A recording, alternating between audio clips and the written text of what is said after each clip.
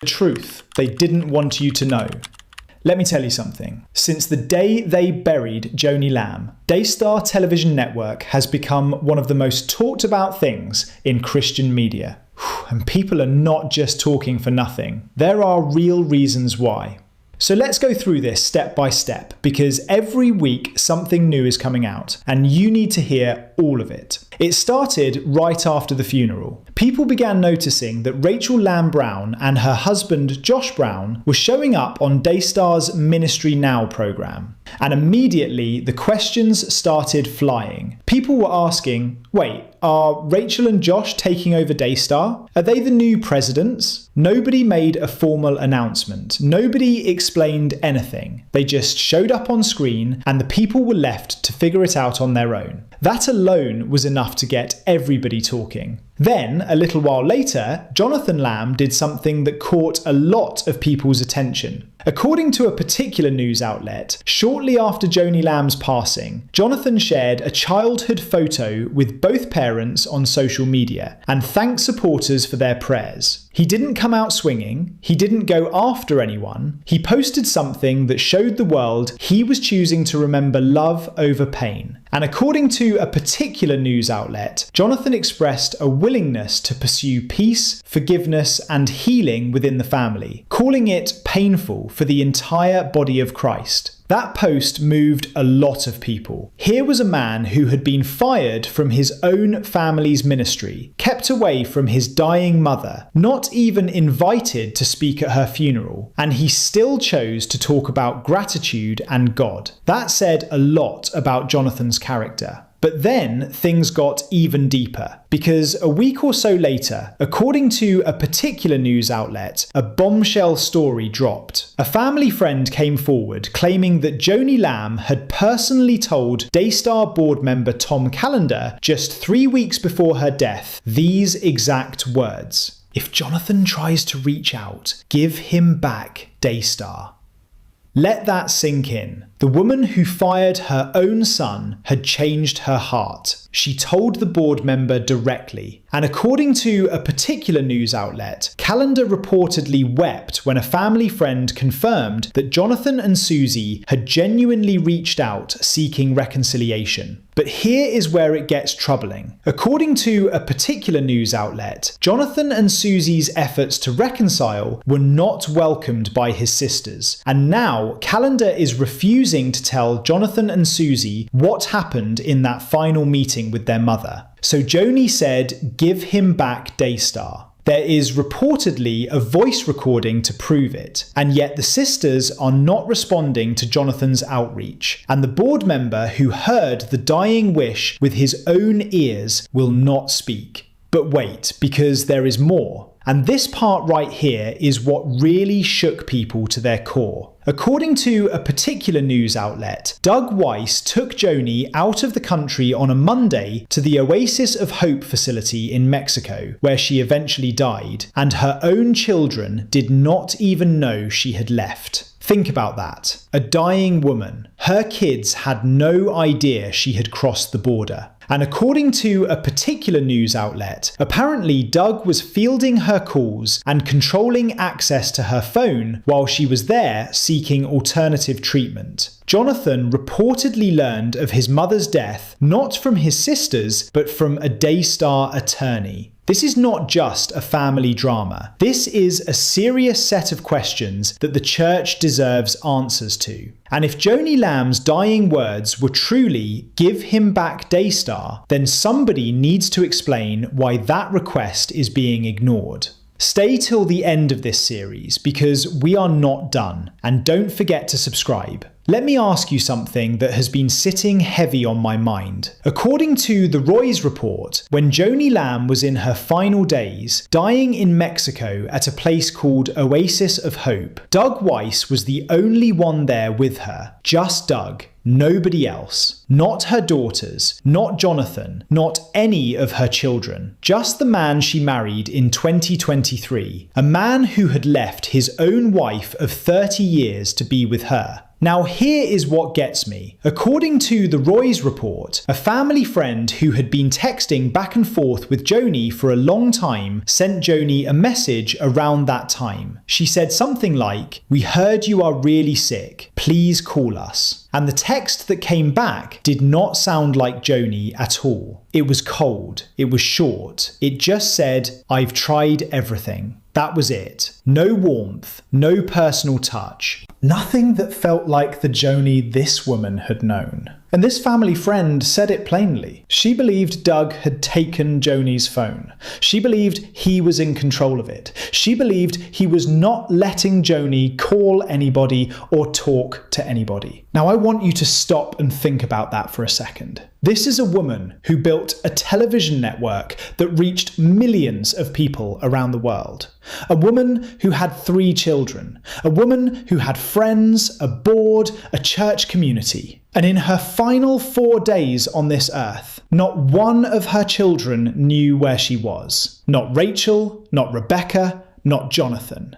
Nobody. According to the Roy's report, Rachel and Rebecca were actually on air at Daystar that very morning Joni was dying, laughing, talking, doing their show, with absolutely no idea their mother was taking her last breaths in a hospital bed in another country. Think about that.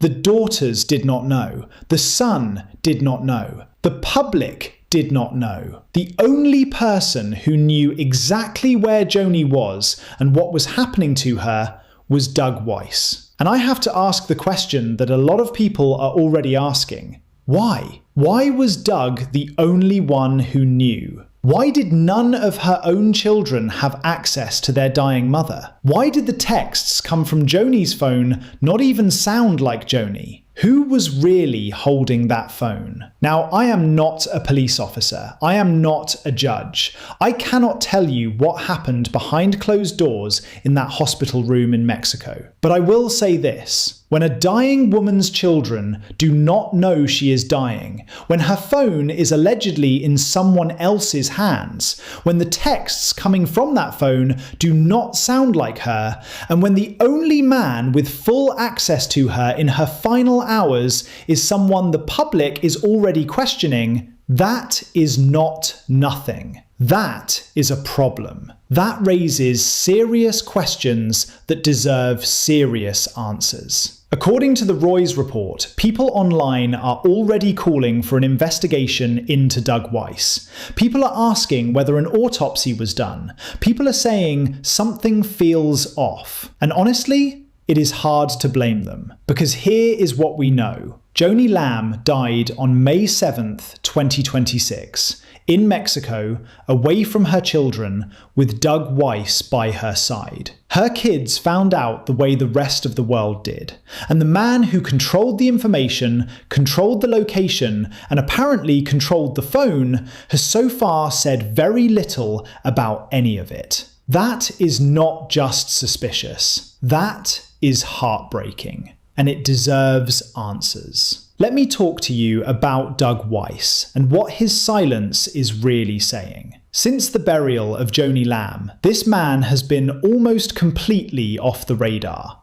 And that is strange because this was not a quiet man before. After marrying Joni in 2023, Doug became a regular face on Daystar television. He co-hosted programming with her. He was active, he was visible, he was present in everything that touched Joni and that ministry. But the moment she was buried, the posts dried up. The screen went dark. The man who spent 3 years building a very public profile alongside one of the most powerful women in Christian television just disappeared. Now, right after Joni died, Doug put out one statement. He said he lost his wife Joni. He said there are no words that really capture the weight of that sentence or the grief that comes with it. He described her as deeply loved and said the space she left behind is impossible to put into words. That was it. One statement. And then nothing more of substance. According to a particular news outlet, Doug Weiss has not issued any detailed public statement about about the specific health complications that led to Joni's death. And that silence has only added fuel to the questions and suspicions people are raising online. Now think about that. This man was with Joni in her final days. He was the one who took her to Mexico. He was the last person with her when she died. He knows more about what happened to Joni Lamb in those final days than anyone else on this earth. And he has given the world almost nothing.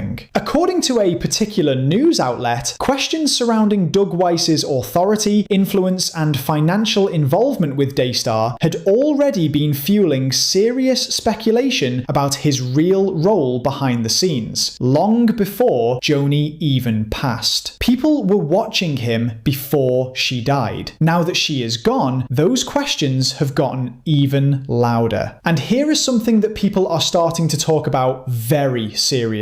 At the time of her death, Joni Lamb owned 4 houses in Texas. She co-founded and led a billion-dollar Christian television network. She had an estate, assets, and a legacy worth enormous amount of money. And Doug Weiss, as her husband of 3 years, is legally positioned in the middle of all of that. After his marriage to Joni, Doug had already become a significant part of ministry programming at Daystar. He was not just a husband. He had embedded himself into the structure of the network. So the question of what he walks away with and what role, if any, he plays going forward is not a small question. It is a very big one. Now, on Monday the 8th of June, Doug did break his silence with a post on Facebook, saying, "1 month ago, Joni took the hand of Jesus. She is already so missed." But here is the problem. One post after weeks of quiet does not answer the questions people are asking. One post does not explain what happened in Mexico. One post does not tell us why Joni's own children did not know she was dying. One post does not explain who was really holding that phone. The church is waiting. The family is waiting. And the public, who gave money to Daystar for decades, who trusted that ministry, who watched Joni on that screen for 40 years, they deserve more than one post. Doug Weiss came into Joni Lamb's life when she was vulnerable and grieving. He married her within 2 years of her first husband's death. He was the last person with her on this earth. And now that she is gone, he is mostly quiet. While a family is broken, a ministry is leaderless, and millions of people are asking questions that nobody is answering. That is not just silence. That is a story that is not finished yet.